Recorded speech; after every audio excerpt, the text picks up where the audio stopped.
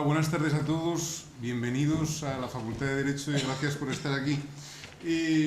Damos comienzo hoy a las jornadas que celebraremos de hoy a pasado mañana sobre la transición, otras miradas, otras perspectivas sobre la transición. Precisamente porque se trata de otras miradas, tiene todo el sentido del mundo que hoy nos acompañe José Luis García Rúa.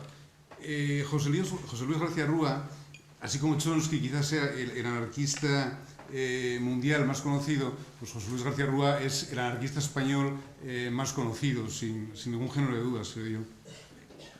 Es el continuador de aquella tradición que nos remite a nombres como Anselmo Lorenzo, como Ricardo Mella o como Federica Monseni. Un movimiento que fue grandioso, que fue millonario aquí en España y que posteriormente fue poco a poco cayendo en el olvido. En el olvido fue minimizando su importancia. Y sin embargo, las transformaciones que opera de una forma silenciosa quizás pues han sido mayores que otras que se pretenden mucho más grandiosas y revolucionarias.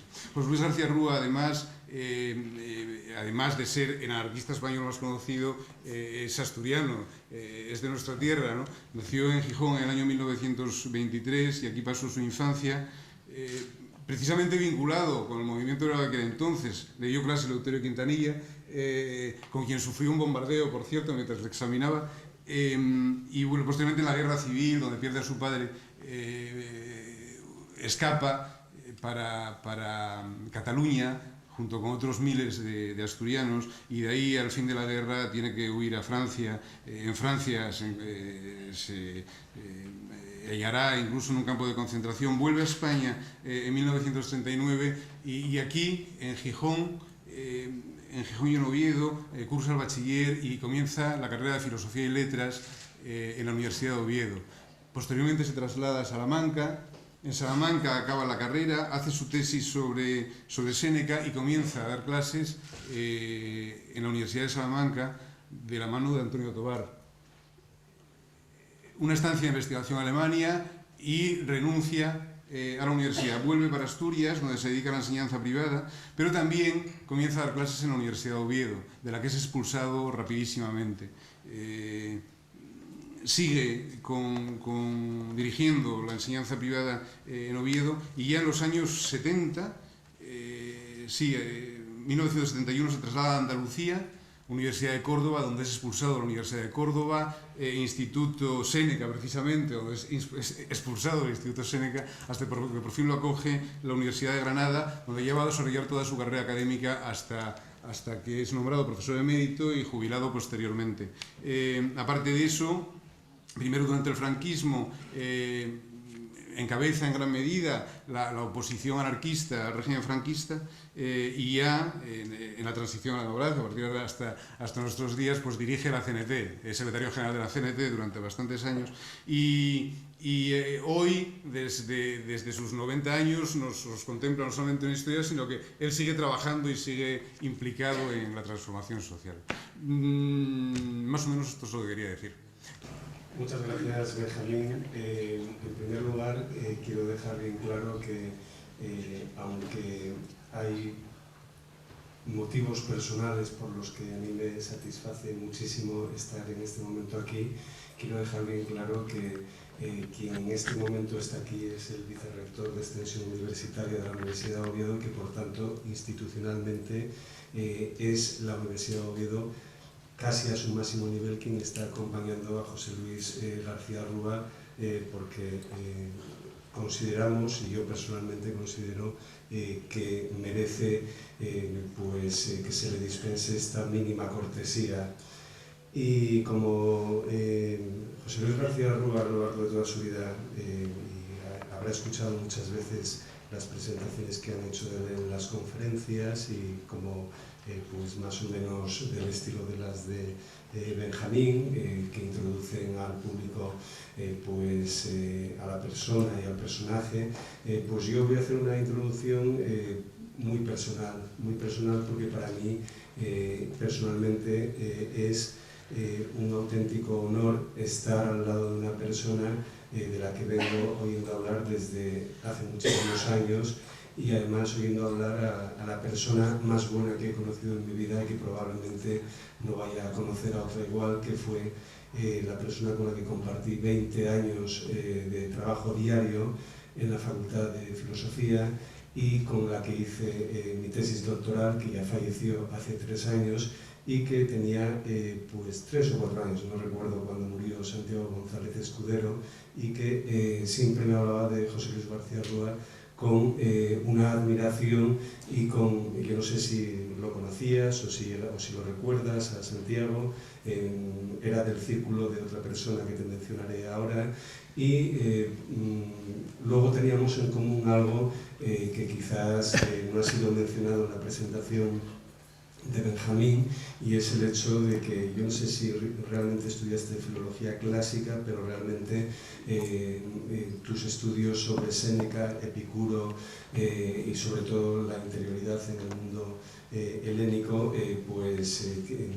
ponen de manifiesto esa relación con el mundo clásico. Yo soy de filosofía griega, trabajé muchos años con Santiago, mañana empiezo mis clases de historia de la filosofía helenística, y viendo la conferencia que diste a principios del año pasado en La Felguera, donde hacías una distinción entre los epicúreos y los estoicos con respecto a lo que es el placer y la naturaleza, lo que sí puedo decir es que en estas actividades que ahora nos ponen los nuevos medios de enseñanza, por supuesto, 20 minutos los dedicaré cuando llegue el momento de explicar algunos detalles a que asistan a la clase que de una forma magistral dio José Luis García Rúa sobre esta cuestión que me parece fundamental. Tiene un libro sobre Epicuro muy interesante, y la otra persona que era muy amigo de Santiago, íntimo también muy amigo mío, es Tomás Calvo. Tomás Calvo de la Universidad de Granada, o coincidisteis en Granada,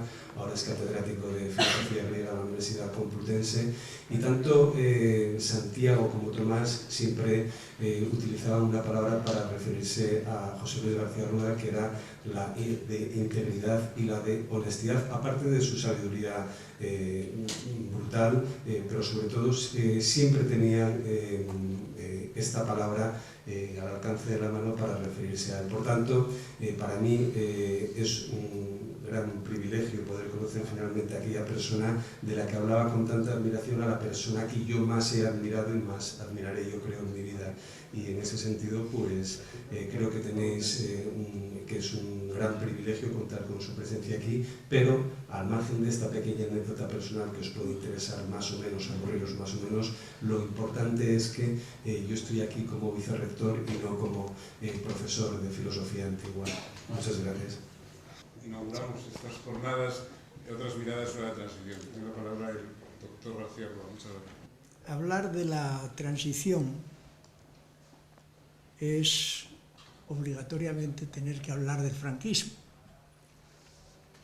y por lo tanto hay que empezar hablando del franquismo. Hablando del franquismo porque el franquismo no fue de una pieza siempre, sino que fue permaneciendo siempre el mismo, pero a la vez cambiando un poco según las circunstancias lo pidieran, en cosas que eran realmente secundarias para el propio régimen franquista. Desde este punto de vista, me parece que hoy en alguna interpretación con una radio hablé del carácter histriónico del franquismo, en cuanto que cambiaba de color según las circunstancias lo pedían. Bueno, el programa de Franco en realidad, y eso dura hoy mismo estamos padeciendo esas consecuencias, era el que su régimen durara 50 años y que en esos 50 años procediera a una limpieza tal, a un descastar, digamos, la raza, de manera que no quedaran recuerdos de lo anterior, que los que había fueran por temor, sobre todo, bajo el terror, silenciándose, incluso respecto a sus más íntimos descendientes, y que llegarían a olvidarlo absolutamente todo. De manera que se esperaba que las generaciones que fueran ya de los años de finales del siglo XX, pues no supieran nada de lo que había sido la España anterior al 36. Y esto, en esta situación de impedir, obstruir la memoria histórica, obstruir la posibilidad de que el pueblo cobre conciencia de lo que es, por haber cobrado conciencia de lo que el pueblo fue, yo creo que eso sigue siendo un problema de hoy, que además todos conoceréis, porque lo venís viviendo. Ahora, respecto a estos cambios del franquismo, yo entiendo que pueden establecerse 6 etapas en el desarrollo del franquismo. La primera etapa puede haber durado del 40 al 42, con Serrano Suñer como ministro de Asuntos Exteriores, donde las fuerzas alemanas triunfantes en toda Europa, pues el fascismo español era también abierto, era también descubierto, no había ninguna imposibilidad de que no fuera de otra manera. Pero en el año 42 empezaron ya las fuerzas alemanas a tener sus pérdidas y, en fin, a estar en decadencia. Ya entonces no era posible para el régimen aparecer con el carácter, digamos, de no combatiente y pasar al carácter de neutral. Y así fue, como carácter de una posición de neutral, es la segunda etapa, que sería la del general Jordana, donde seguía habiendo franquismo, pero un franquismo callado. Por ejemplo, se prohibió el brazo en alto, se prohibió, en fin, determinadas cosas exteriores que se venían haciendo por imitación de Alemania y de Italia, y exteriormente dejaron de hacerse ellas. Esta sería la segunda etapa, la del general Jordana, del 42 al 44. Bueno, en el año 45 sucede una cosa, y es la pérdida de la guerra por Alemania. Hay una reunión en Potsdam de los victoriosos de la guerra, y en esa reunión de Potsdam se condena al régimen franquista. Bien, el régimen franquista trata entonces de responder con cintas de carácter democrático, promulga, por ejemplo, el fuero de los españoles, promulga la ley del referéndum, hace las elecciones sindicales, en fin, estas cosas para dar intención, para darles a entender a los demás que aquí había una forma de hacer jugar las urnas. Bien, esto prácticamente no cuela, y entonces tienen que dar lugar a un viraje más del régimen. Es la etapa de Martín Artajo, y como la Iglesia en España era muy poderosa y había sido muy favorable al movimiento nacional, pues se trata de convertir el fascismo declarado que había sido en un nacional-catolicismo. Y esta es la tarea de Alberto Ullastres, que va a durar desde el año 45 al año 57, prácticamente 12 años. La tarea sería entonces, a través de las necesidades que los enemigos, los hombres del régimen, de las democracias occidentales tenían, y a través de las influencias eclesiásticas, ir metiéndose en los organismos internacionales. La cuarta etapa es la de Fernando Castilla, que va desde el 57 al año 69.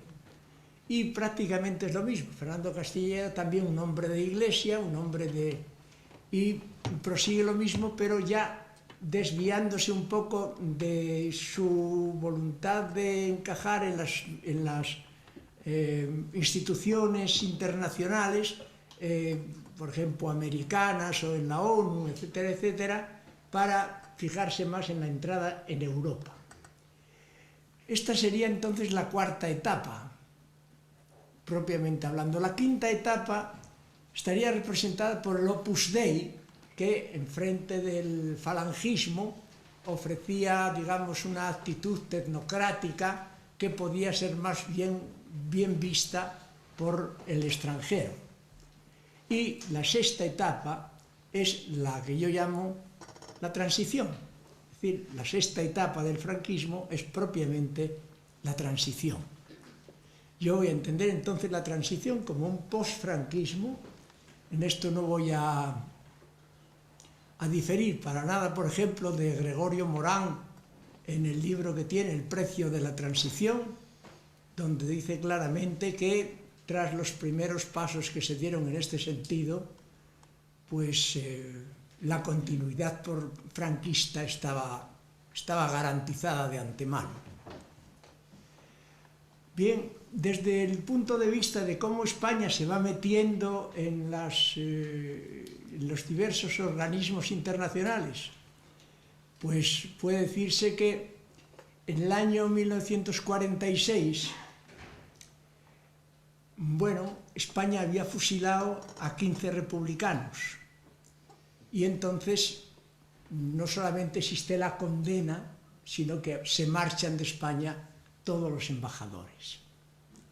España hay además una comisión de abogados internacional que pide la investigación en España acusando a Franco de las muertes, de los fusilamientos de 200.000 hombres entre el año 1939 y 1943.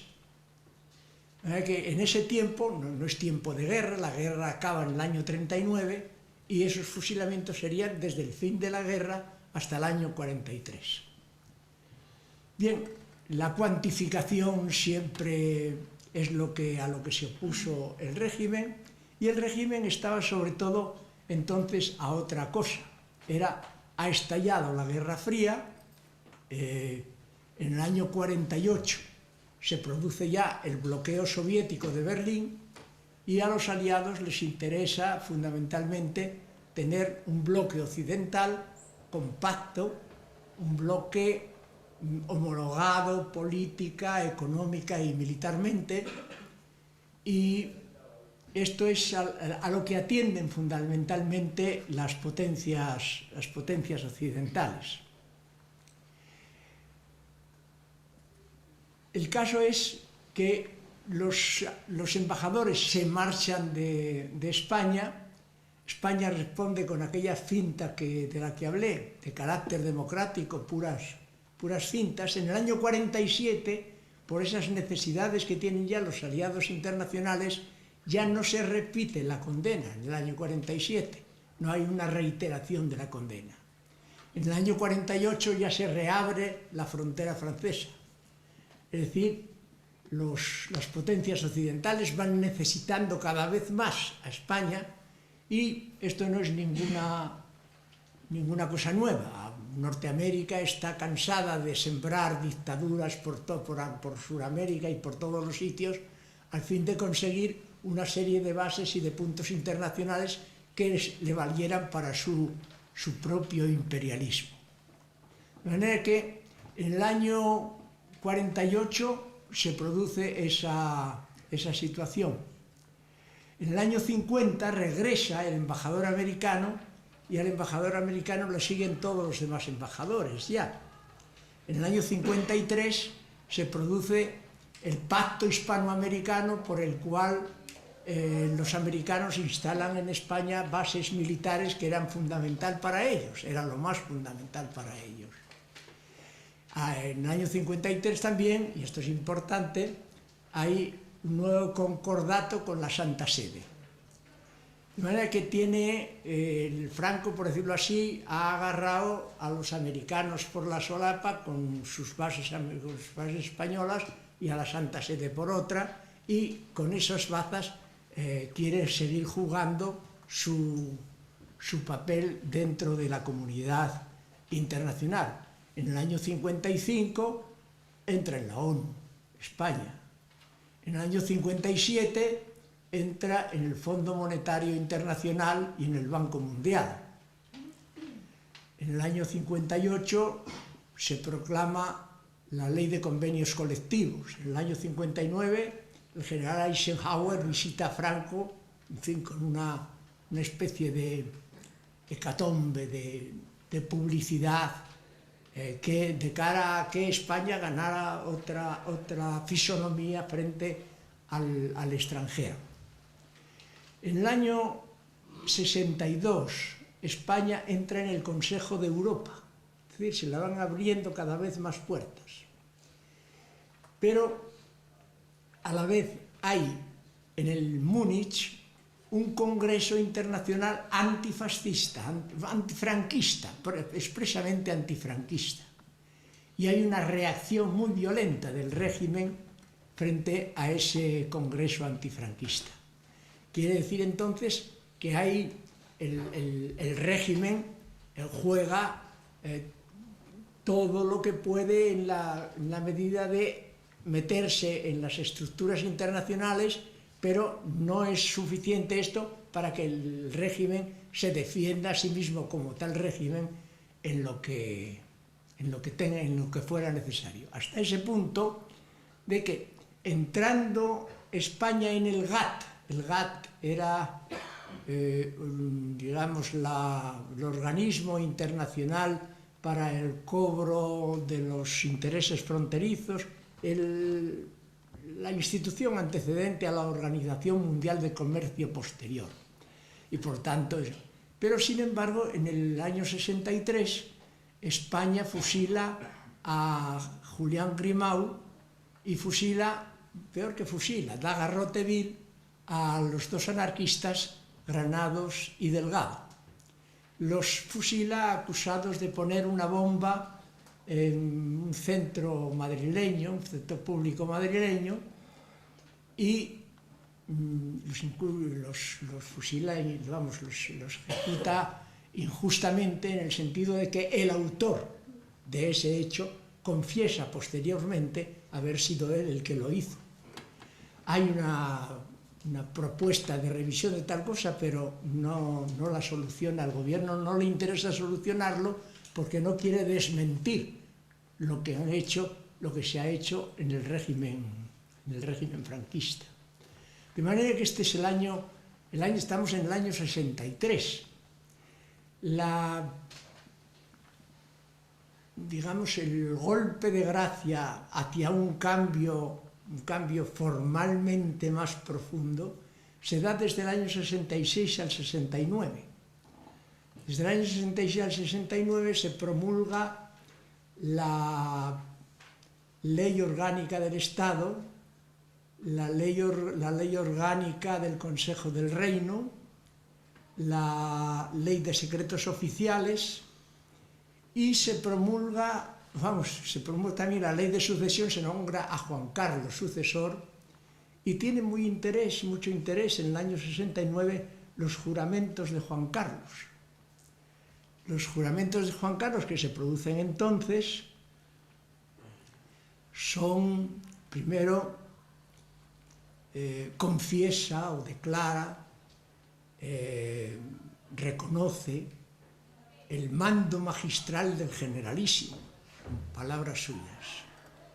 Por otro lado, declara su lealtad expresa a Franco, al movimiento nacional y a las leyes fundamentales del reino. Por otro lado, dice: recibo de Franco el régimen político legítimo derivado del movimiento del alzamiento nacional del 18 de julio. Y termina diciendo que defenderé a toda costa todas las leyes y principios que he jurado. Pero cuando él dijo la expresión anterior, aquello de recibo del general Franco el régimen, el legítimo régimen político nacional, entonces los presentes prorrumpen en un aplauso general. Estos son los juramentos de Juan Carlos en la época franquista. No hay que olvidarlos porque jugaron un papel fundamentalmente, y lo siguen jugando en el momento actual, es decir, en la transición. Vamos, estamos en el año 69, prácticamente hasta el año 73, donde se produce un atentado mortal de la ETA contra Carrero Blanco, que era la expresión máxima del Opus Dei, digamos, la línea tecnocrática del régimen. En el año 74 todavía el régimen da garrote vil al libertario Puig-Antich y a Heinz Schett.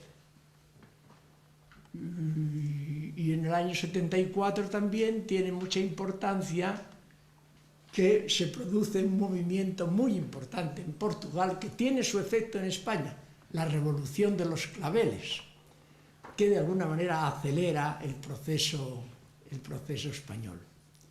El año 75 es la muerte de Franco. Previamente a la muerte de Franco todavía el régimen ejecuta a cinco resistentes antifranquistas de Grapo, FRAP y ETA, y el 20 de noviembre del año 75 muere Franco. A los 2 días, el 22, nombran rey a Juan Carlos, el 27 le ponen la corona, coronan a Juan Carlos, y así empieza la sexta etapa del franquismo, que nosotros o alguien ha llamado o bautizado como transición. Bien, esta etapa es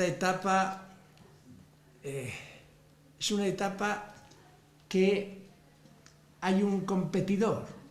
Juan Carlos no era el sucesor era Juan, don Juan, su padre, que todavía en el año 69 escribe a José María Pemán que el único sucesor es él. Y realmente los movimientos que aquí se forman en España, la Plataforma Democrática, la Junta Democrática, la unión de los dos, la Platajunta, con quien tratan es con don Juan. No.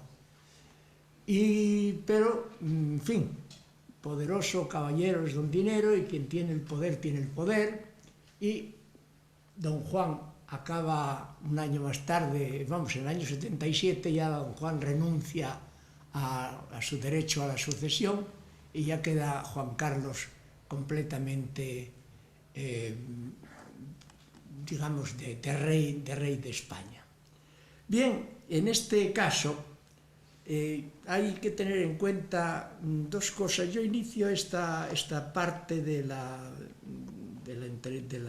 intervención recordando a un mistificador, Pío Moa, que en alguna parte dijo que la democracia había venido a España de la mano de Franco. Son sus palabras textuales. En fin, aparte de que esto, por un lado es ambiguo, por otro lado es una memez, de alguna manera este hombre, de alguna manera acierta, quizá. Acierta en el sentido de que si la democracia vino a España de la mano de Franco, la democracia española que sigue es una democracia franquista. Esta es la conclusión real que habría que sacar de esta. Hay otro hombre que fue un gran luchador antifranquista, que se llama Julio Cerón. Y este Julio Cerón, hombre con mucha cabeza, aparte de un gran corazón, dijo: tuvimos 40 años de franquismo y tendremos otros 40 años de posfranquismo. De manera que esta es la situación en la que se está. ¿Y por qué sucede esto? Sucede porque hay dos grandes necesidades. Una necesidad de orden internacional, que es la de los aliados que ganaron la guerra, que en la Guerra Fría, cada vez más tensa e encendida, necesitan ese bloque occidental perfectamente compacto, y también el hecho de que tienen en mente lo que van a desarrollar posteriormente, una organización globalizadora, lo que se llama hoy día la globalización, mundialización de la economía, que tiende a ser también globalización, mundialización de la política, y para eso necesitaban también un programa para España. Por otra parte, España tenía una necesidad loca, una necesidad, una necesidad que no podía aguantarse más tiempo sin tener una solución, que era que su propia economía estaba en una situación de asfixia, en una situación de ahogamiento, necesitaba forzosamente el concurso exterior, porque si no la cosa iba francamente mal. De manera que ante estas dos necesidades se realiza esa sexta operación del franquismo que se llama la transición. Podríamos decir que lo que hace falta entonces es un certificado de democracia, porque una comisión internacional de abogados que en el año 46 pide la investigación de 200.000 fusilados en 3 años, y toda la imagen, la figura que la gente normal del pueblo y en el exterior se tiene de España, de la noche a la mañana cambiara, pues necesita realmente que alguien diga que hoy aquí sí, aquí hay una democracia. Y quienes tienen que dar esa democracia, ese certificado de democracia, eran justamente los que estaban en la oposición. Los que estaban en la oposición eran los partidos políticos, porque, como Pablo Sebastián más tarde en un famoso artículo del Mundo va a decir, en la transición no ha habido democracia ni cosa que se le parezca. La democracia puede ser de aquí a 20 años.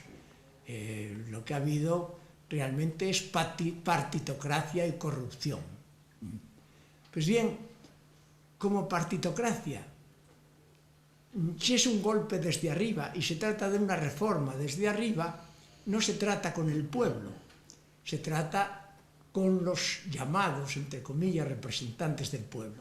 Ni siquiera se trata con los aparatos de los partidos, se trata con las cumbres, se trata con los estados mayores de los partidos. Esos fueron durante mucho tiempo la única fuerza política que hubo en España.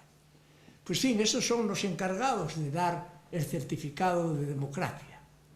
Pero ¿qué certificado de democracia pueden dar? ¿Y por qué? Porque también en el campo franquista hay quien no quiere ni eso siquiera, los más recalcitrantes. En primer lugar, porque la democracia que viene a España es una democracia de carácter puramente formal, en fin, por arriba, un disfraz. Y por otro lado, la democracia que viene a España viene un poco garantizada por la ideología que los americanos sobre todo han dado a la democracia después de haber vencido, entre comillas, al comunismo, al bloque comunista y al fascismo, al nacionalsocialismo, que es que la democracia es un régimen término. Es decir, más allá de la democracia no hay nada. La democracia puede tener algún fallo aquí y allá, pero se trata de arreglar los pequeños fallos de la democracia, pero cambiar el régimen democrático no. Esto a los franquistas que participaban en esa en esa acción de posfranquismo, en esa transformación política, les vale mucho. Les vale mucho porque si no hay término, esto nosotros lo podemos tener como régimen nuestro. Es decir, si lo que había sustancialmente no cambia y además es régimen término, no hay posibilidad de cambio, pues miel sobre hojuelas. Entonces, de esta manera hay una determinada aceptación de ese tipo de democracia. Bien, la democracia entonces pues es algo donde los ciudadanos votan, los poderosos dirigen el voto y los votados por los primeros obedecen a los segundos. Es decir, que prácticamente pueden seguir teniendo las cuestiones fundamentales en la mano. Esta es, digamos, lo que haría aparecer una democracia donde hay que marcar unas líneas rojas de no tocar, intocables, y con que la democracia sea de esta manera, una democracia puramente formal, con determinados tipos de leyes, y que no toquen lo fundamental, que es lo que interesa mantener, esto puede seguir funcionando. Y así es como sigue adelante el proceso franquista o el proceso transicionista. Hay otra cosa también importante y es que mientras todo se dirige así, todo marcha sobre hojuelas. Pero si las fuerzas sociales se desmandan o si los partidos políticos se desvían de aquello que han acordado, entonces, por un lado, hay violencia policial en los actos de calle o, por otro lado, en los cuartos de bandera de los cuarteles empieza a sonar el ruido de sables. El ruido de sables que es cada vez más intenso según aparece la cuestión como más grave. Es, por lo tanto, una cuestión de vigilancia. Luego, hay otra característica que faculta un poco la definición de esto, y es el aspecto financiero, el financierismo, la posición de vamos a hacer este cambio, pero ¿cuánto nos va a costar este cambio? Y entonces hay un recuento financiero de tal, se hace un presupuesto y se dice tal cambio nos va a costar tanto, y ese tanto lo necesitan mucho. Lo necesitan mucho porque con ese dinero pues hay que comprar voluntades de todo tipo, hay que vencer toda clase de resistencia, toda clase de lo que pudiera ser voluntad de mantener la propia conciencia. Sí, a partir de entonces se instala también un poco la ideología del dinero.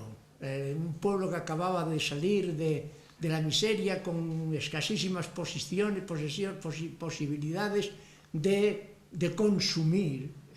De repente se le hace llegar un dinero, se le hace llegar, por ejemplo, a las viudas de miliciano, pues 600 pesetas mensuales o cosa por el estilo, y la cosa empieza a marchar de otra manera y a lograr, si no una aceptación, por lo menos un no protestar frente a la forma en que se estaba poniendo el cambio político.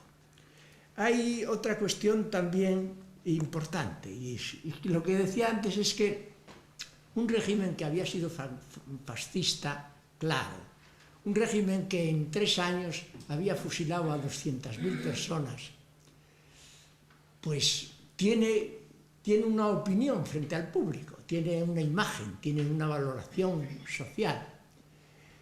Y entonces lo que hay es que cambiar, hay que lavar la cara del régimen. Lavar la cara del régimen, decir, no, esto no fue así, fue de otra manera, etcétera, etcétera. ¿Y quiénes son los encargados de hacer esto? Los encargados de hacer esto son los historiadores. Por un lado los historiadores, por otro lado, por ejemplo, pues los cineastas. Los historiadores por ejemplo, no solamente hispanos, sino extranjeros. Por ejemplo, yo he conocido en debates públicos y hablando sobre el caso español a historiadores franceses que no solamente eran derechosos todos. Conocí a un derechista historiador, se llamaba Benassar, a otro que era comunista, o tenía carnet de comunista, que se llama Guy Mollet, a otro que era trotskista, se llama Émile Temime. Aquí en España conocí a Juan Pablo Fussi, conocí a Javier Tussell, conocí a Luis Suárez, en fin, que son los encargados de decir, no, hombre, el régimen no fue propiamente una dictadura, fue un régimen personal de cierta fuerza, pero nada más, ¿no? Un régimen que además hizo una labor social y por lo tanto tiene algo de bueno. Un régimen que fue cruel solo en cuestiones personales, en cuestiones concretas, individuales, incontrolables, por lo tanto. De manera que se ha exagerado respecto a los presos, se ha exagerado mucho, respecto a las víctimas muchísimo. En fin, dicen que ha sido una exageración, como no hay cosas concretas y ellos están impidiendo toda clase de cuantificación real, pues la cosa sigue de esta manera. Y el resultado es que todos estos grandes historiadores pues tienen la misión de lavar la cara del régimen, dar una impresión de que el franquismo no es aquel franquismo brutal que se dijo que hizo lo que hizo, etcétera, etcétera. En filmografía, pues ahí tenemos a Sáenz de Heredia, por ejemplo, que en la época en que Alemania triunfaba por todos los campos de Europa, etcétera, etcétera, filma la película Raza, que es un canto al fascismo, donde Franco aparece naturalmente como campeón del franquismo. Después hay una segunda versión de esa película posteriormente, cuando ya Alemania había sido vencida y como de lo que necesitan es de posición anticomunista frente a la Guerra Fría, pues entonces ¿quién mejor que Franco para pasar como campeón del anticomunismo? Y entonces es este. Y luego ya en la vejez, pues mira, Franco, un hombre viejecito que pinta cuadros, el hombre, si será inocentemente, un hombre que pasa la mano por la cabeza, por los cabellos de los niños y tal, ese pobrecito hombre también, eso era también necesario para contribuir al cambio de imagen del propio franquismo. De manera que esta es propiamente la situación que se vivió. Ahora, un engaño desde arriba, una revolución desde arriba. Eso es lo que atraía a cierta gente. Cierta gente estaba cansada también de las luchas obreras y sociales durante el tardo franquismo y esperaban también algo más positivo que no supusiera un gran peligro para ellas. Por lo tanto, se daba una cierta posibilidad de que el régimen llamado de transición fuera positivo para el pueblo. Bien, en estas circunstancias es cuando al rey se le solicita desde el punto de vista del periodismo. Había hecho ya en el año 70, había hecho una entrevista con la agencia EFE, donde las preguntas y las respuestas habían sido escritas por Manuel Fraga, donde se hablaba de una cierta flexibilidad, pero ahora era una entrevista que le hizo el periodista americano Bob Graves, de alta resonancia en las altas esferas americanas, y lo que venía era no solamente como periodista personal ni de su grupo, sino de parte del gobierno a saber qué pasaba aquí o cómo tenían que ir las cosas. Franco había nombrado en el año 74 a Carlos Arias Navarro de jefe de gobierno, y era el que estaba mandando. Carlos Arias Navarro era un notario de Málaga que durante la represión había hecho horrores. Era, digamos, un falangista, un fascista, un franquista total. Y por lo tanto no gustaba, es natural que no gustara. Entonces la entrevista que le hacen al rey es sobre este hombre, y le hablan mal de ese hombre, dicen este es un desastre y tal. Y tiene que publicarse esa revista. El rey dice que se publique la revista 2 meses o 3 más tarde del tiempo en el que fue hecha. Acaba saliendo y Arias Navarro naturalmente se pone muy furioso por lo que decían de él. El rey dice, yo no dije tal cosa, no, eso será cosa de los periodistas, ¿no? El caso es que en esa época le llaman al rey a Norteamérica.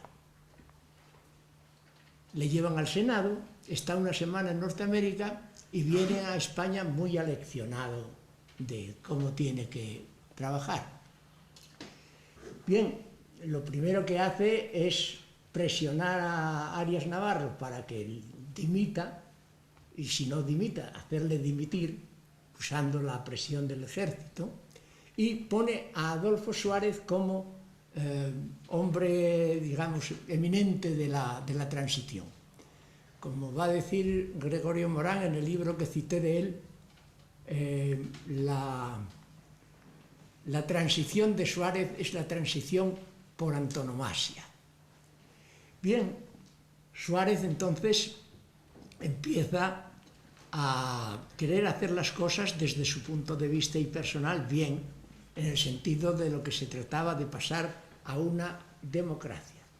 Pero hay una cuestión que Juan Carlos había hecho el juramento que os acabo de decir. Juró lealtad a Franco y a las leyes fundamentales del reino, etcétera, etcétera. Y el problema estaba en ese juramento. De manera que Torcuato Fernández Miranda, que había sido nombrado presidente de las Cortes, le dice al rey, no, esto no supone impediente ninguno, porque se trata de pasar de legalidad a legalidad.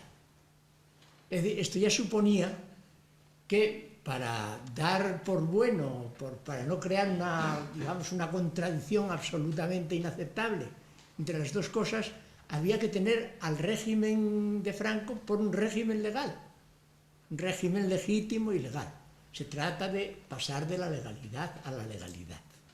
Bueno, todo esto era sencillamente una trampa, nadie se lo puede, digamos, racionalmente aceptar, ¿no?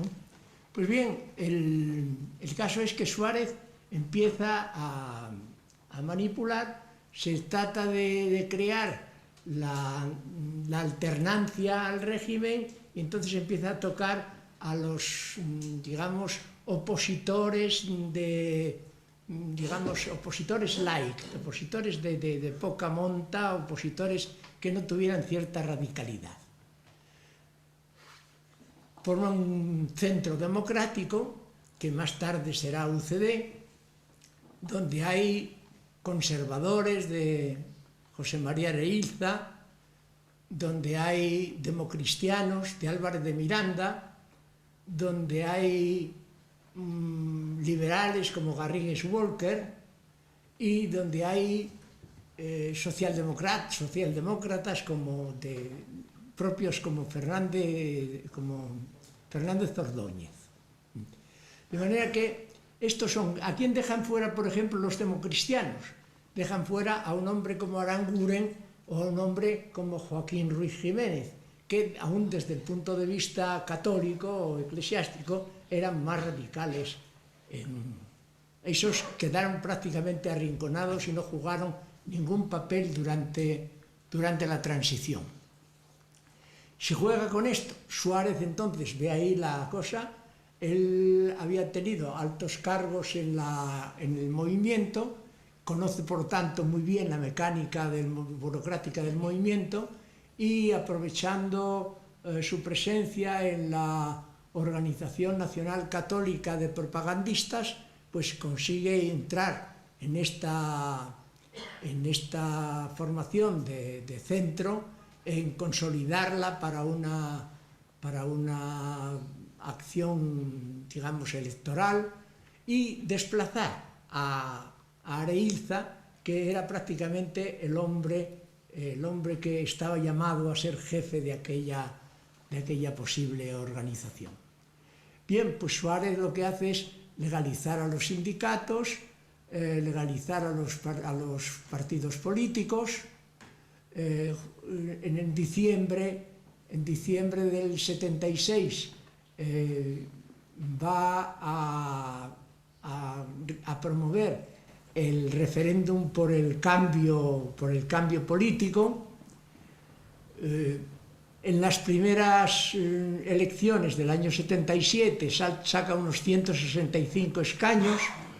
En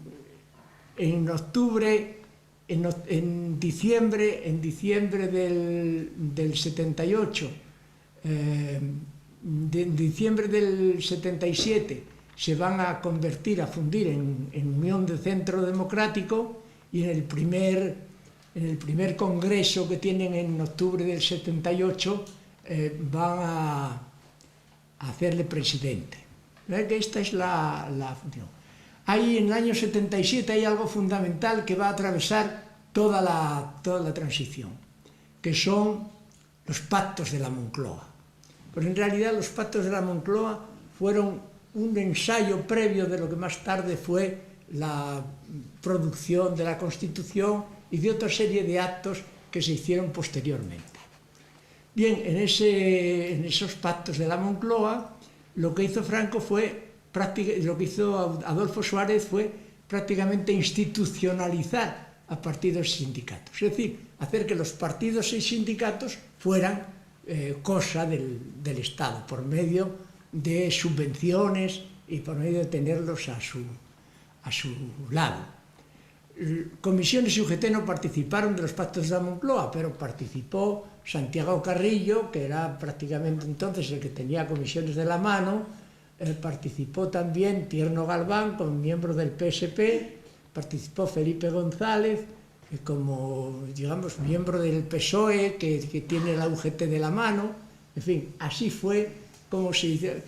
Prácticamente los pactos de la Moncloa supusieron una especie de endofagia, es decir, el Estado tragándose a la sociedad, haciendo la suya y haciendo que la sociedad, por medio de ellos, pues siguiera prácticamente todos las cuestiones que quisiera el gobierno, los dirigentes de la transición, el hacer. Esta es la cuestión. En el año 78 se hace la primera Constitución. En el año 79 hay otra vez elecciones, vuelve a salir Suárez de presidente, con más holgura, 168 escaños sacó para entonces, y así seguía la cosa. Lo importante es que aquella mezcla de democristianos, de conservadores, liberales, socialdemócratas, no tenían ninguna clase de real contacto político entre sí, sobre todo no tenían nada que pudiera servir a una acción política de futuro, a una acción política posterior. Gregorio Morán, en su libro, dice que en enero del año 80, la UCD, que era Unión de Centro Democrático, era una jaula de grillos engreídos, y que Adolfo Suárez los escuchaba con cierta displicencia. El caso es que realmente, políticamente, aquello no iba adelante bajo ningún concepto, porque aquello no tenía absolutamente ningún futuro. Funcionaban por entonces encuestas, y las encuestas daban por ganador al PSOE, al Partido Socialista Obrero Español. Y los militares estaban inquietos, no tenían ninguna experiencia del Partido Socialista y no sabían cómo iba a funcionar la cosa con ellos. Si tenían una visión del Partido Socialista anterior, pues podían haber sacado varias conclusiones. El Partido Socialista Obrero había hecho la revolución del 34 en Asturias, pero claro, el Partido Socialista Obrero también había hecho, había colaborado íntimamente con Primo de Rivera en la dictadura de 1923 al 30. Que había una serie de actitudes del Partido Socialista que le tenían intranquilizado como consecuencia de esa intranquilización. Un general, Alfonso Armada, andaba pululando de un sitio para otro, visitando partidos por aquí, visitando cuarteles, tratando con generales, en fin, prácticamente haciendo conspiración constante. Suárez, que desde este punto de vista se tomaba en serio su papel, pues le echó de Madrid. Le mandó de gobernador a Lérida.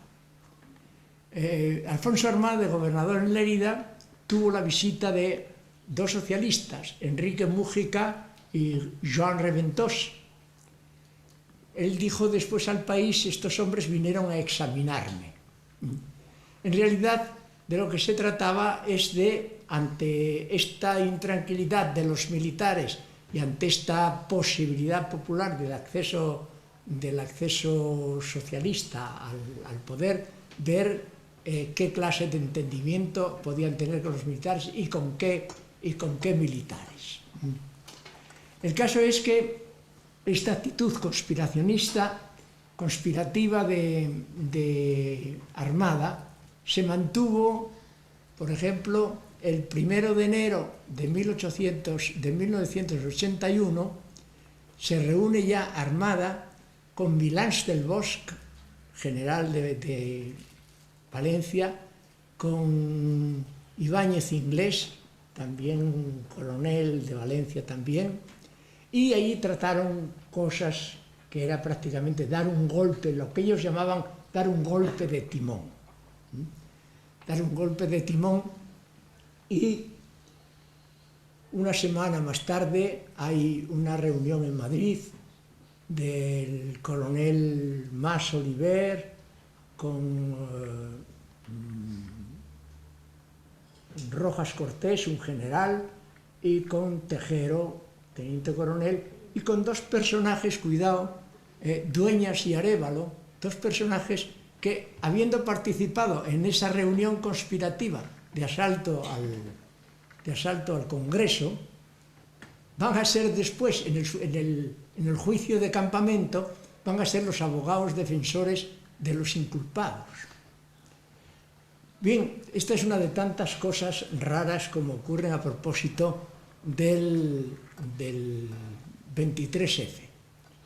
Bien, el 3 de febrero todavía, bueno, ya antes, poco antes, el rey había traído a expensas, mejor dicho, a espaldas de Suárez y con ignorancia de Suárez, manejando al ministro de Defensa que tenía Suárez, sin saberlo Suárez, había traído de Lérida a Madrid otra vez a Alfonso Armada, y lo había hecho nada menos que segundo jefe, es decir, segundo jefe del ejército, del Estado Mayor del Ejército. El primer jefe era Gabeiras. Bien, pues esta es la situación en la que está. El 3 de febrero todavía intercambia instrucciones con Ibáñez Martín. El 7 de febrero, Alfonso Armada cena con el rey. De manera que la comunicación con el rey prácticamente Alfonso Armada nunca la había presentado. La cuestión es, a grandes rasgos, a las 6:30 del 23 de febrero, Tejero, con 7 autocares de guardias civiles y con una parte de la división acorazada, toma el Parlamento.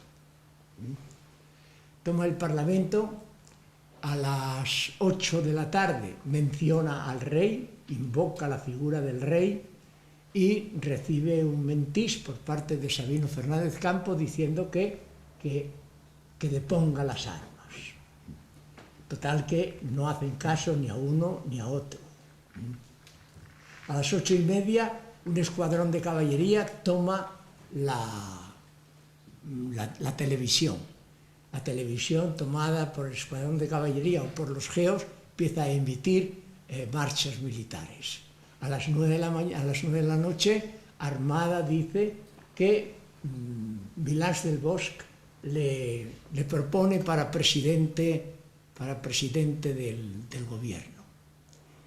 Pide ir al Parlamento, pero de Zarzuela le dicen que no vaya al Parlamento, que se quede junto al general Gabeiras. A las 11 menos cuarto, el rey comunica a las capitanías generales que mantengan la defensa de la Constitución.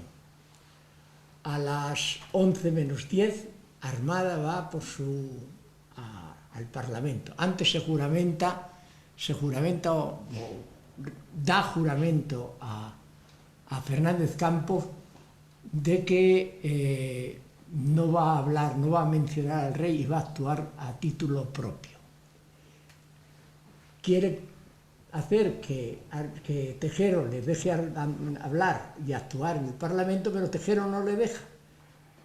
No le deja sobre todo porque el gobierno que presenta es un gobierno donde está él de presidente, Felipe González de vicepresidente, y que luego hay un gobierno de concentración de comunistas y socialistas. Y entonces, en fin, tiene que marcharse de allí. A la 1 menos cuarto, Gabeiras ordena a Armada ir al Parlamento a convencer a Tejero, pero Tejero no se deja convencer. A la 1:15 es cuando el rey emite por la tele ese mensaje que él da a todos los españoles, con gran escándalo por parte de los militares, que dicen: ¿por qué tardó tanto este hombre en expresarse? El caso es que así sucede. Bueno,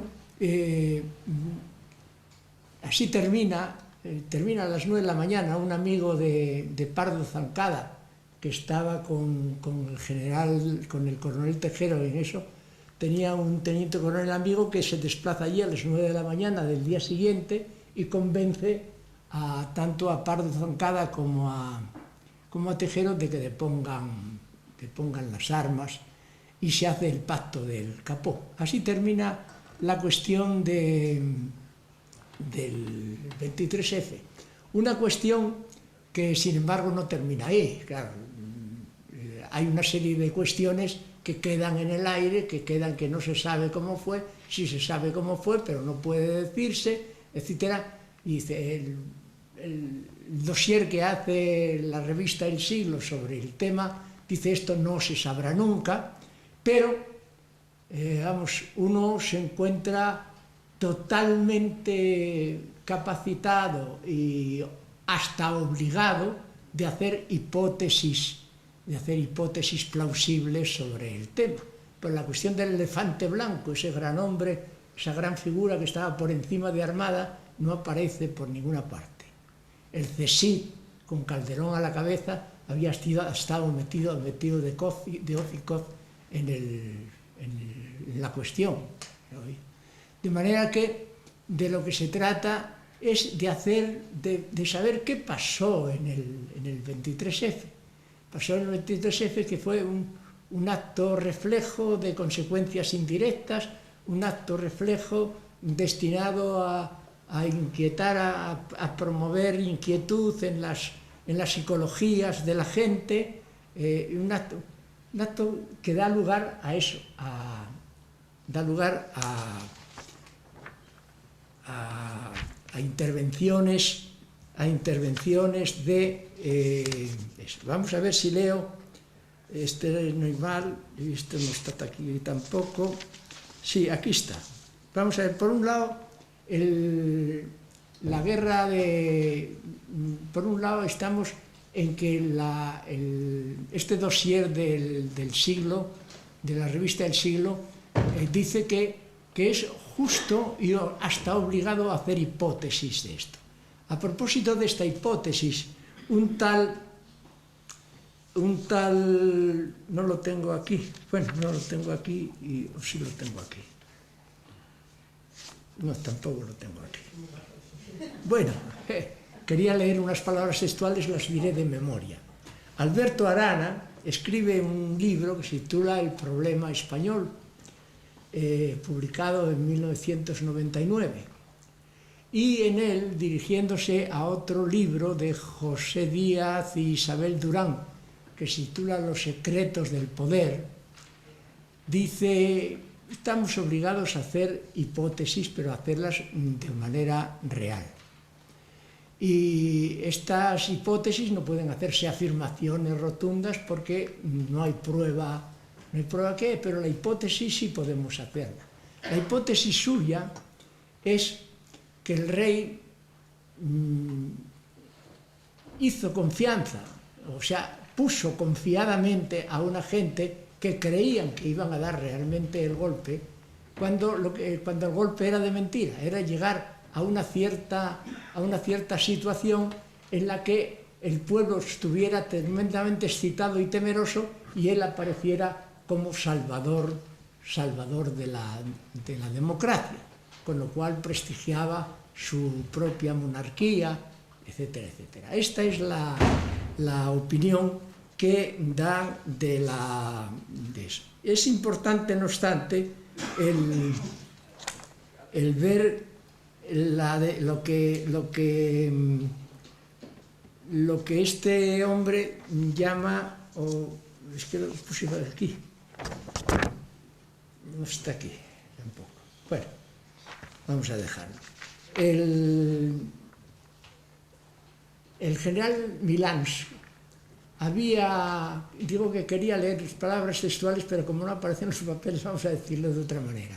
El general Milans, en campamento, en el juicio que se hace en campamento, dice que él es perfectamente consciente de que todo lo que hizo estaba perfectamente refrendado por la Casa Real y que se trataba de un golpe de timón, simplemente para ver las cosas a su sitio, etcétera, etcétera.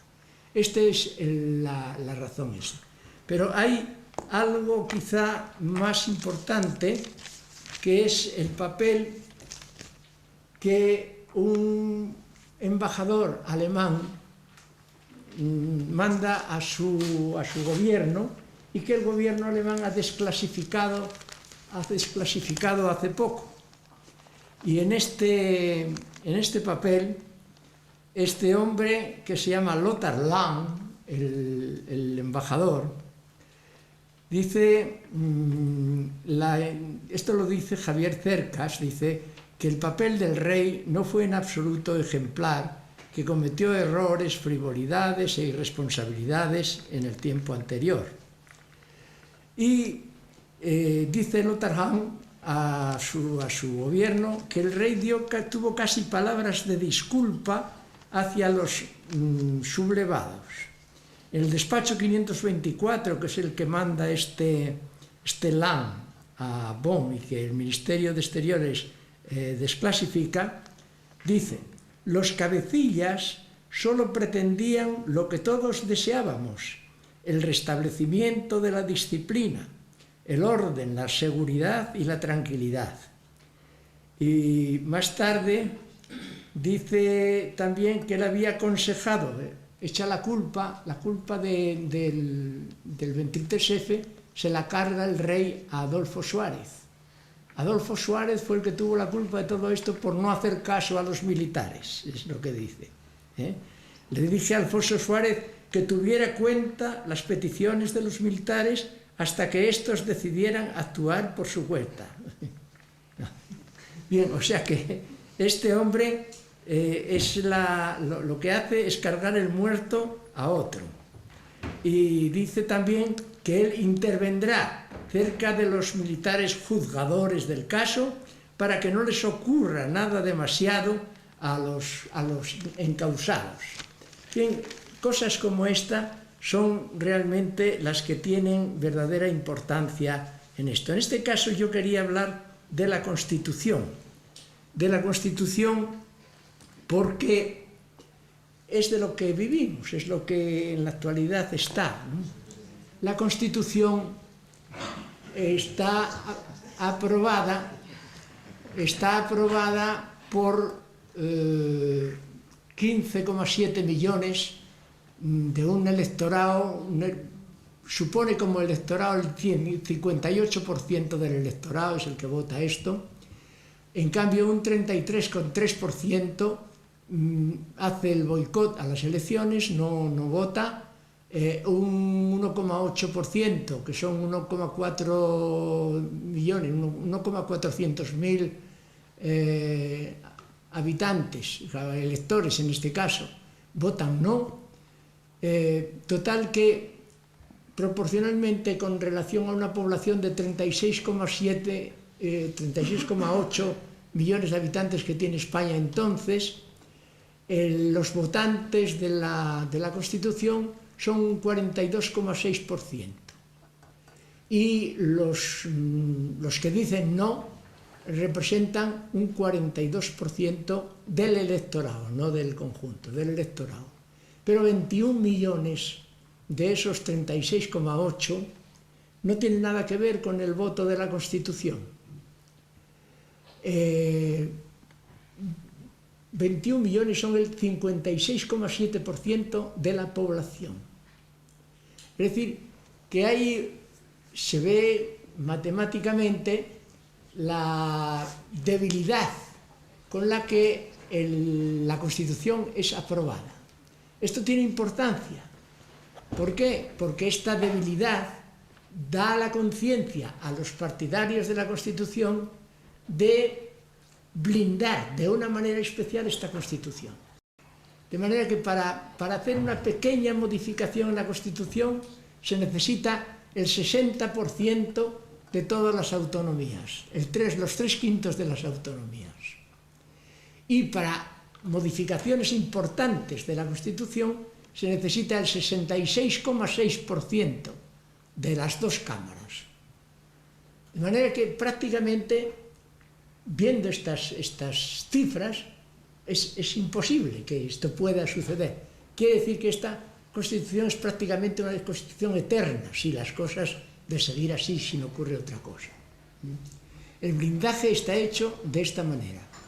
Esta Constitución es la primera de las 7 constituciones que tuvo España desde 1812. Es la única Constitución que se hace por consenso. Pero el consenso ya hemos visto cómo se ha hecho. Es un consenso con una espada de Damocles encima, con un dinero por aquí y con el principio de que todo individuo tiene un precio y que hay que doblegar toda entereza, hay que doblegar toda persistencia, etcétera, etcétera. Es decir, sembrar la ideología del dinero por ahí. De manera que es una Constitución que, si se miran algunas cosas, tienen importancia esto. Por ejemplo, el artículo 1.2 dice: la fuente de la ley es la soberanía del pueblo. El artículo 8.1 dice: el ejército defiende la unidad territorial, puede actuar contra cualquier gobierno que lo alterara. Uno pregunta, ¿en qué relación está esto con la soberanía del pueblo? Porque el gobierno ese que ha alterado los aspectos territoriales ha sido nombrado justamente por el pueblo, es decir, por la pretendida soberanía. Por tanto, aquí hay una contradicción muy clara. O es el ejército el soberano o es el pueblo el soberano. Porque si el ejército puede echar atrás un acto refrendado por un gobierno nombrado soberanamente por el pueblo, la cosa no tiene explicación. El artículo 56.1 dice: el rey arbitra y modera el funcionamiento regular de las instituciones. Esto quiere decir que es un ente político, el rey. El artículo 56.3 dice: su persona no está sujeta a responsabilidad. Sus actos estarán siempre respaldados por el presidente del gobierno o los ministros. El artículo 64.2 dice: de los actos del rey serán responsables las personas que los respalden. Bien, es necesario tener en cuenta que esta Constitución, los artículos más controvertidos, no eran artículos que se solucionaban en el Parlamento, sino que se sacaban de Parlamento y eran aprobados por una comisión especial extraparlamentaria. Una comisión mixta también fue la que hizo en último término reformas muy precisas y importantes a la propia Constitución. De manera que esta es la situación. Hay una cosa importante que quiero resaltar, y es que Suárez, en un momento determinado de su gobierno, dice: hicimos que la adaptación de las ideologías a la coyuntura política se realizara dentro del sistema y no a su costa.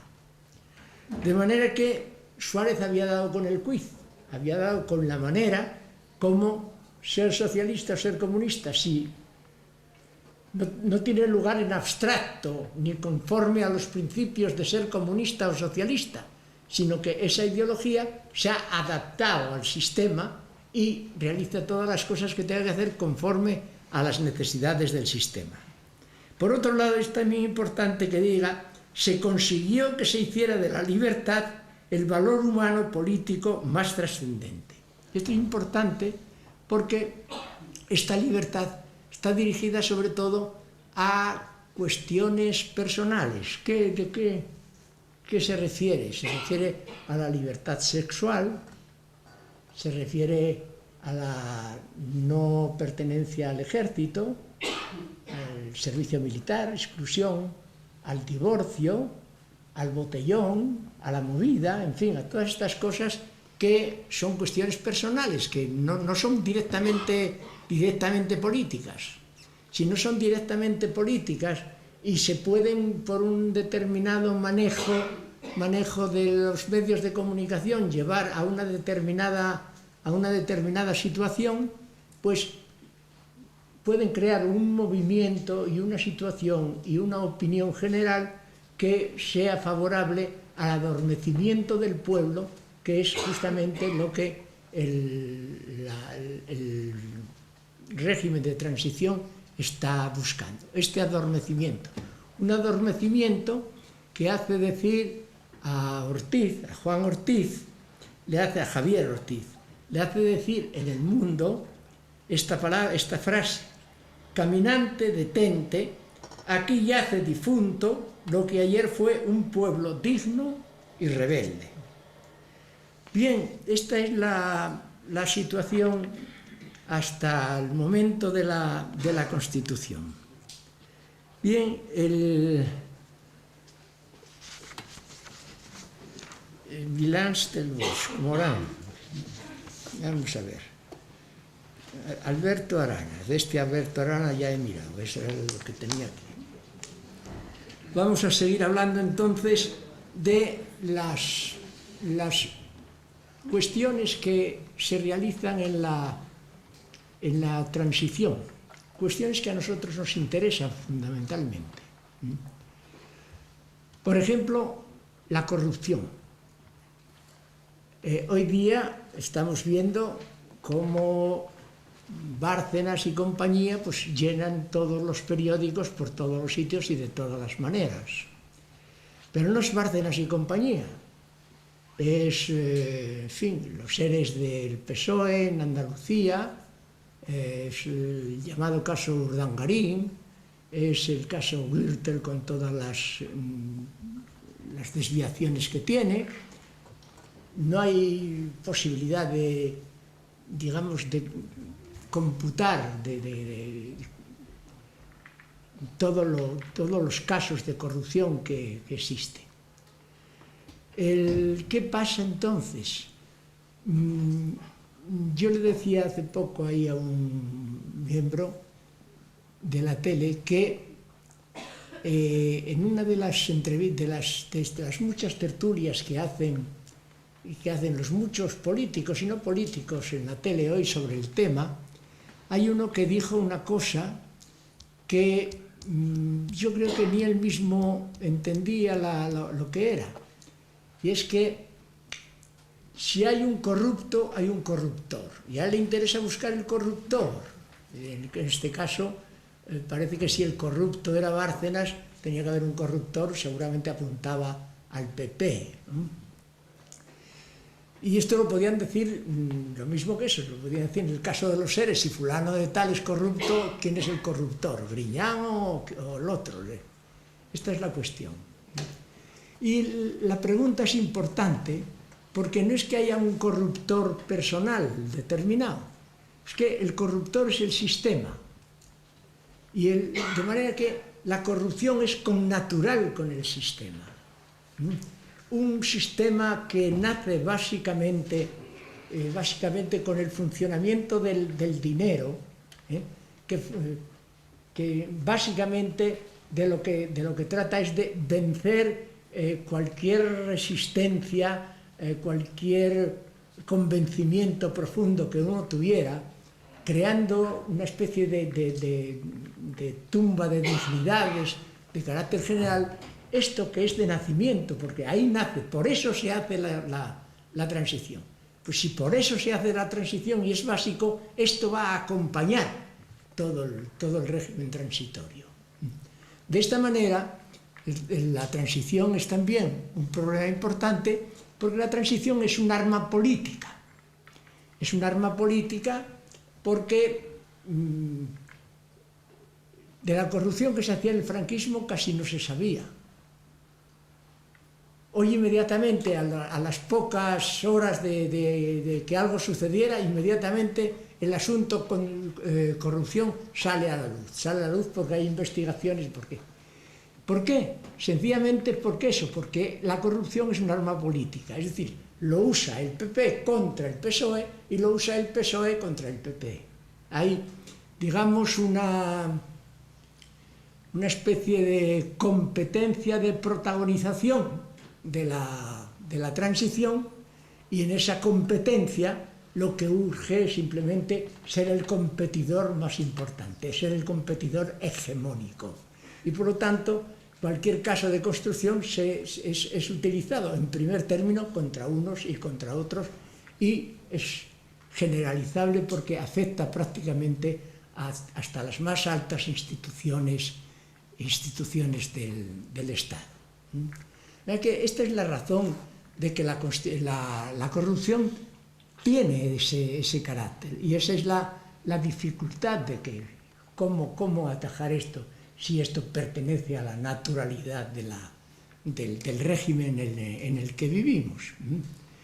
Bien, nosotros vemos, si cogemos los casos, vemos que prácticamente desde Juan Guerra hasta el caso Gürtel, con todos los implicados en ellos, con Bárcenas, con los seres, etcétera, etcétera, pues pasando por Barrio Nuevo, pasando por Roldán, pasando por De la Rosa, pasando por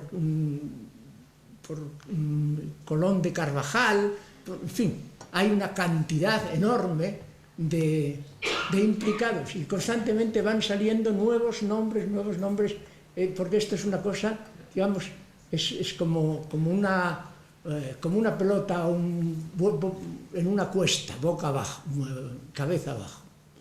La verdad es que esto no hay posibilidad de detenerlo.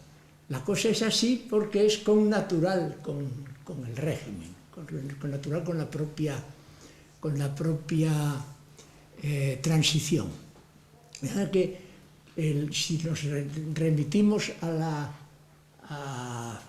por ejemplo, la corrupción económica, los casos de Macosa, los casos de Filesa, los casos de Interlorce, los casos de Siemens, en fin, una serie de casos que aportaron grandes cantidades al PSOE también. Eso, unos aportan cantidades a unos, otros aportan cantidades a otros, pero es la consecuencia de ser dependiente y ser dependiente justamente por efecto del propio régimen, ¿no? De manera que la cosa es de esta manera respecto a la corrupción. Respecto a lo que podríamos llamar terrorismo de Estado, también es algo que no podemos prescindir de ello, prescindir de hablar del terrorismo de Estado en la época transitiva o transicionista, como se quiera llamarle.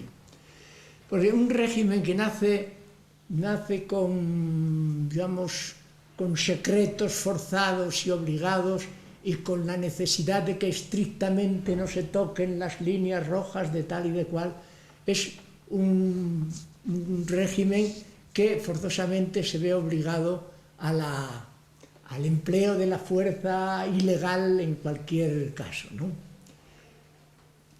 Bueno, pues nosotros tenemos, por ejemplo, a propósito de ETA, el caso de los GAL. El caso de los GAL es un caso de terrorismo de Estado muy claro. Los casos de Domínguez y Amedo son el ABC de todo esto.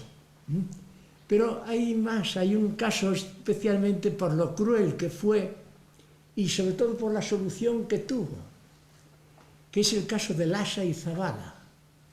El caso de dos muchachos cogidos en Francia y traídos a España al cuartel de Inchaurrondo, y en el cuartel de Inchaurrondo sometidos a una tortura sistemática que llega hasta la muerte, y luego a un enterramiento clandestino de los mismos cuerpos en un lugar también oscuro, también, en fin, insabido del Mediterráneo. Se da por fin con ello, Bueno, el caso es espeluznante, y hay un juez que intervino en todo esto, que es el juez Gómez de Liaño, que fue el que, en fin, a uña de caballo hizo todos los esfuerzos por conocer todos los pormenores del caso, desde su prendimiento hasta su muerte y hasta su enterramiento. Y consiguió que el comandante de Inchaurrondo, que era el entonces coronel Galindo, después ascendido a general, esto es curioso, fuera condenado a 75 años. ¿Qué tenemos de todo esto a posteriormente? Lo digo para juzgar moralmente el régimen. Tenemos que el Gómez de Liaño fue inhabilitado. Le quitaron de juez, por un lado. Por otro lado, el jefe policíaco, el jefe de la policía militar, de la policía judicial, que había investigado el caso C por B en Inchaurrondo, y que había investigado también el caso de la trama verde de los GAL, Enrique Federico, fue también inhabilitado, fue también expulsado de la... Por otro lado, y en compensación con esto, el general Galindo, condenado a 75 años, estuvo muy pocos años en la cárcel, salió por enfermedad, con derecho a andar por la calle, pues con policías, ¿cómo se llaman los? Guardaespaldas, es decir, era un individuo conocido y tal por ETA y compañía, y es por esa razón, de manera que tenemos que al causante de todo aquello lo tenemos en la calle a los pocos años de su condena, en estas condiciones. Y en cambio, a los que descubrieron el caso de una manera, por vía judicial o por vía policial al otro, esos están fuera de eso. ¿Cómo explicar eso? Pues solamente puede explicarse. Felipe González, cuando nació el caso de los GAL y se lo echaron en cara, decía, bueno, que eso eran cuestiones de las cloacas del Estado. Bueno, si son de las cloacas del Estado, hay aquí dos reconocimientos. Primero, que en el Estado hay cloacas. Segundo, que las cloacas no se mueven por sí solas. Simplemente las cloacas se mueven cuando fuera de las cloacas se les manda a mover en un sentido o en otro. Esta es la razón. Después de los pactos de la Moncloa, las elecciones sindicales eran totalmente boicoteadas. Había menos de un 15% de asistencia a las elecciones sindicales. Estaba en peligro la votación o reconocimiento del Estatuto del Trabajador. Bien, entonces era Martín Villa, ministro del Interior, y Jiménez Parga, ministro del Estado. Bueno, pues estos hombres, no se sabe cómo, pero aparece un infiltrado en la CNT, entonces hay un Francisco Álvarez, que es jefe de la Brigada Antianarquista de Barcelona, que después está empapelado por los GAL, juntamente con ese confidente de la policía, en el caso de los GAL, y el caso es que hay un incendio de un local llamado El Scala, una sala de fiestas llamado El Scala, tremenda, donde mueren 4 obreros, 4 personas, se echa la culpa a la CNT, cuando el origen es el que acabamos de decir, meten presos incluso jóvenes de la CNT que están años en la cárcel siendo inocentes, y este es otro caso de terrorismo de Estado, claro. Cuando... Perdona, ¿te parece? Ya, yo por eso les pregunté. Voy a terminar enseguida, sí. Lo digo porque yo pregunté antes de eso. ¿Cómo andamos de tiempo? Bien. Me dijeron que podía extenderme, ¿verdad? Sí, sin problema. Bueno, el caso es que respecto a esto del caso Scala, sí, estos muchachos estuvieron en esta situación injustamente y está claramente probado que no fueron ellos. Como no fueron ellos, lo que acabo de decir, ni Delgado ni Granado habían puesto la bomba, porque el propio autor que la puso se descubrió él mismo. Está en Francia, no quiere venir aquí. Bien. Bueno, pues ya que estamos en esto, quiero hablar solamente de dos cosas, nada más. Una, el no reconocimiento mejor dicho, la no condena del franquismo por este régimen y la no derogación de sus leyes dio y sigue y está dando lugar siempre a que cualquier revisión que se propone de casos sucedidos en el franquismo sea rechazada con dos argumentos. Uno, la irretroactividad de la Constitución del 78, en nombre de la cual se piden esas revisiones, y por otro lado la seguridad jurídica. Como dice Carlos Castresana en un artículo del País, el año 204 me parece que es, dice, ¿cómo se puede pedir o cómo pueden tener seguridad jurídica los actos realizados por tribunales excepcionales que cometen toda clase de injusticias y que saltan por encima de los derechos más básicos de la persona? Pone un ejemplo, el ejemplo de Blas Infante, por ejemplo, el andaluz. Dice, este hombre fue secuestrado, fue ejecutado y después de ser secuestrado y ejecutado, fue juzgado. Es juzgado después de muerte. ¿Qué clase de seguridad jurídica puede estar deteniendo la anulación de este tipo de sentencias, ¿no? Y pone el ejemplo del Tribunal de Nuremberg, donde se está justiciando a los responsables del acierto, responsables del nazismo, y que tenían también sus defensores, y los defensores arguían que, en fin, que los daños que habían cometido los habían cometido conforme a una legalidad que tal, y claro, esto no se lo aceptaron los otros, diciendo que con mucha frecuencia los puñales de los asesinos se esconden debajo de las togas de los juristas. Y esa es una cosa que tampoco se tiene en cuenta. De manera que esto es por un lado, ¿no? No tenemos nada que ver con el franquismo, porque el franquismo es otra cosa.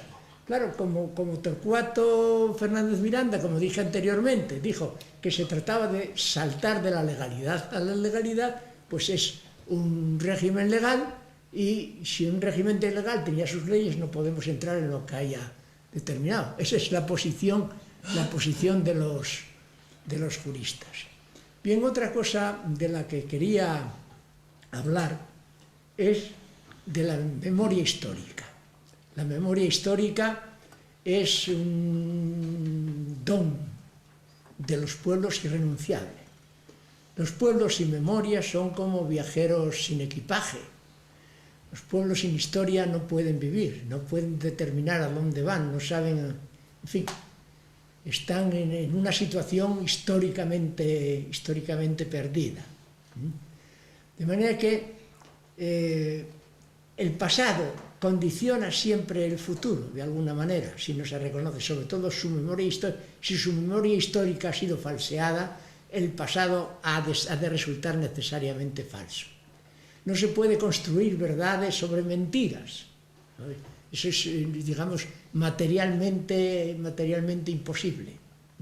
De manera que, como consecuencia de todo esto, el pueblo está buscando siempre la memoria histórica. Quiere buscar, quiere indagar, quiere saber quién es, y para saber quién es, quiere saber de dónde viene y qué pasó.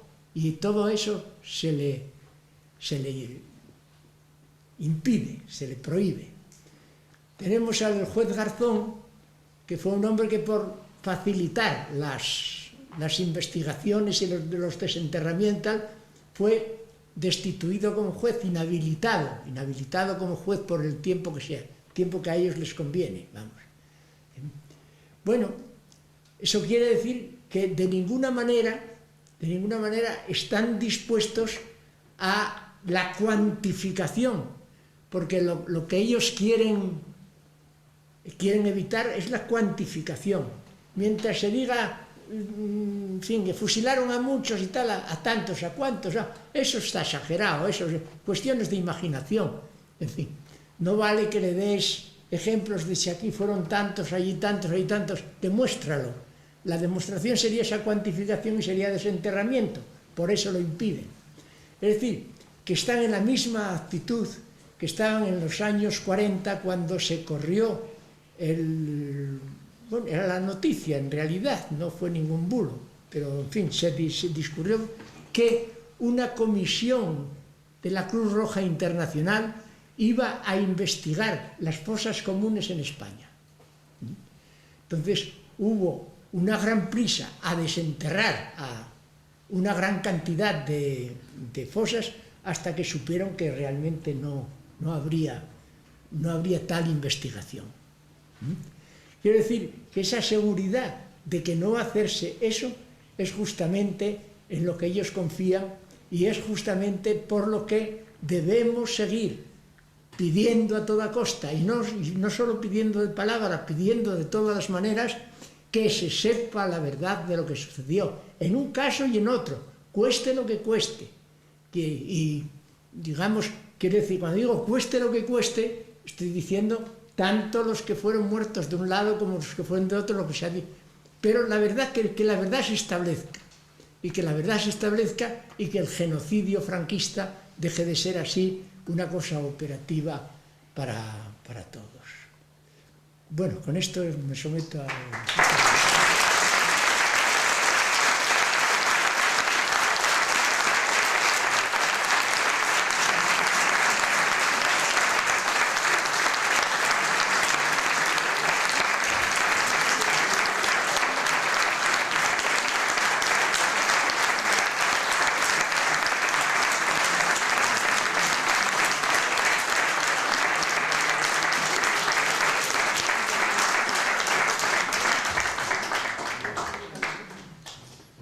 Bueno, yo tengo que decir que cuando hablé con José Luis García Rúa para invitarle a que hiciera esta conferencia, sabiendo que se encontraba en Asturias en estos días, él me dijo que mantenía una postura absolutamente crítica con respecto a la transición. Y yo le dije, no pasa nada, en la Facultad de Derecho nos regimos por el principio de libertad de expresión. Pero yo no sabía que iba a decir que debajo de las togas de los juristas se encontraban los puñales de la destino. Si lo llego a saber, no lo creo.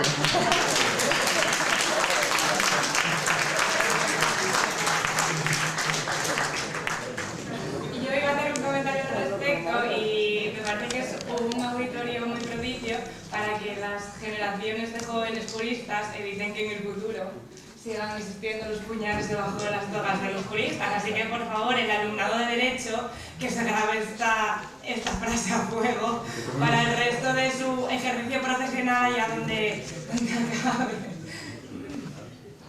Y entonces ahora yo creo que abrimos un turno de palabra, de aquí a las 8 voy a ser, bueno, quizás preguntas cortas, respuestas cortas para que la gente pueda intervenir. Si puede ser, bueno, si puede ser.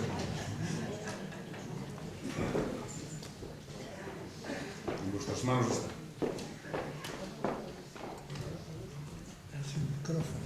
Bueno, pues entonces empiezo.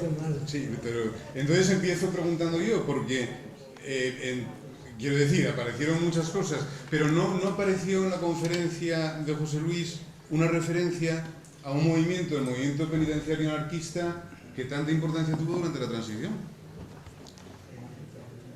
Bueno,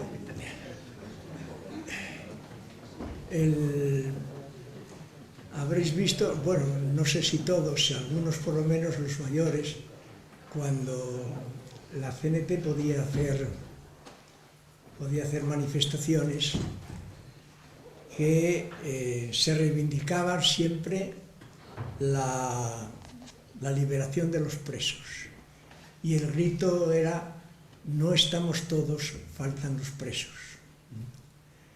Y dentro de la CNT, a pesar de que dentro de este movimiento a veces se colaba gente que no era la capacitada ni la propia, pero sí en general había hombres muy responsables que sufrieron una lucha, que hicieron una lucha muy grande. Hay un hombre llamado Agustín Rueda que en una de estas protestas los carceleros le mataron a palos, pero le mataron a palos, yo vi su cadáver, y era un cadáver negro por todos los sitios, de los palos que le habían dado a este hombre. Y este hombre, Agustín Rueda, fue entonces un poco la figura del hombre que sabe luchar por la libertad y la protesta por las detenciones y eso. Tener en cuenta, ya hablando de esto, que en España el régimen carcelario no tiene parangón con el régimen carcelario de otros sitios. Piensen que Francia tiene 20 millones de habitantes más que España. Y piensen que España tiene los mismos o más presos que Francia. Es decir, la última noticia cuantitativa que yo tengo es de 60.000, 65.000 presos. Pero repito que se superaba por algunos en Francia, por algún número, a los presos que había en Francia, teniendo España 40 millones de habitantes menos. y el régimen carcelario era un régimen especialmente fuerte. De manera que la COPE, que fue una organización carcelera que fue apoyada por el movimiento libertario, tuvo una función y una repercusión en la historia de todo esto. No sé, con esto de... Sí, sí, no. Aquí otra vez y agradecer nuevamente a José Luis su presencia y siempre todas sus enseñanzas, porque al final es un ejemplo vivo de la historia reciente de España. Gracias.